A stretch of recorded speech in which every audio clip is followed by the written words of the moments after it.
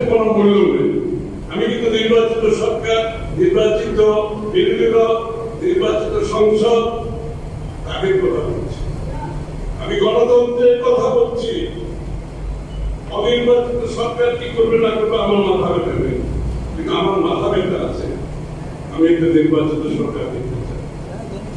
আমি একটা নির্বাচনের মাধ্যমে বাংলাদেশে গণতন্ত্রের পুনঃপ্রবর্তন চাই। এটাকে বাধাগ্রস্ত করা চলবে। যদি কেউ বলে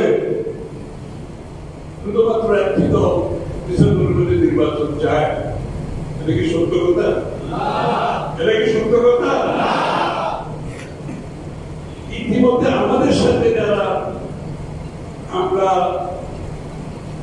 ঐক্যবদ্ধভাবে শেখ হাসিনার সাথে আন্দোলন করেছি, 52টি দল, আমি সংখ্যাটা বলছি ধরে 52টি দল ডিসেম্বর মধ্যে নির্বাচনে আমাদের সাথে যারা কাজ করছে তারা হচ্ছে, আরো আরো দল আছে। এই ধরনের একটা বক্তব্য আমাদের জন্য জাতির কি প্রাপ্য, এটা কি অর্থ? এই সময়ে জাতি যেখানে সামনের দিকে যেতে চাচ্ছে, কি অর্থ? নির্বাচন ডিসেম্বর মধ্যে চাই না কেন? তাই বলুন, ওই একটি দল, তাতে কোনো 4-5টি দল, তাদের সমর্থনের ব্যাপারে আমি কিছু বলতে চাই না, সেটা আপনারা বুঝে না। আমি বলতে চাই না, জনগণ বুঝে। এরা এখন নিবন্ধিত দল না, এরা এখন নিবন্ধিত দল না।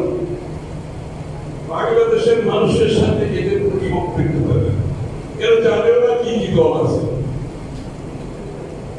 আপনার মনে আছে 111 পরে কতগুলো দল সৃষ্টি হয়েছিল, কিংস পার্টি না কি বলে এটাকে? আপনাকে আবার বইলাই দিতে পারছি। এই যে কয়টি দল যাদের নিবন্ধন হয় নাই, তাদের জন্ম 5ই আগস্টের পর। চিন্তা করে না, নিবন্ধন নেই, 5ই আগস্টের জন্ম, এরা চায় না। কথা বলতে চাইবে, বলতে চাইলে এই জন্য জাতিকে বিভক্ত করতে চাচ্ছে।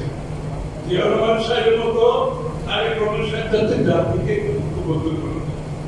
এই জন্য আমি অনেক কথা এখন বলতে পারি, আমি বলবো না, কারণ এগুলো বিভক্তি সৃষ্টি করে। যে কথাটা এখানে না বলতে পারেন হয় না, এই জন্য আমি কথাটা বললাম। যেহেতু একটা স্টেটমেন্ট করা হয়েছে, এটা যদি আমি উত্তর না দিই ভুল বুঝতে পারেন, এই জন্য কথাটা আমি বলেছি। এরপরে অনেক কথা বলতে পারি, কিন্তু বলবো না। আমরা তো একটা ঐক্যবদ্ধ জাতি, জিয়া রহমান সাহেব তার প্রবেশের ঐক্যবদ্ধ জাতি ছিল, এবং গণতন্ত্রের উত্তরণের জন্য আমরা গণতন্ত্রের প্রতি সবাই ঐক্যবদ্ধ থাকতাম। গণতন্ত্রের প্রশ্ন তো দ্বিমত থাকার কিছু আছে? কিছু নেই। আমরা তারা কি করেছি, এগুলো নিয়ে আমরা বিভক্তি সৃষ্টি করি।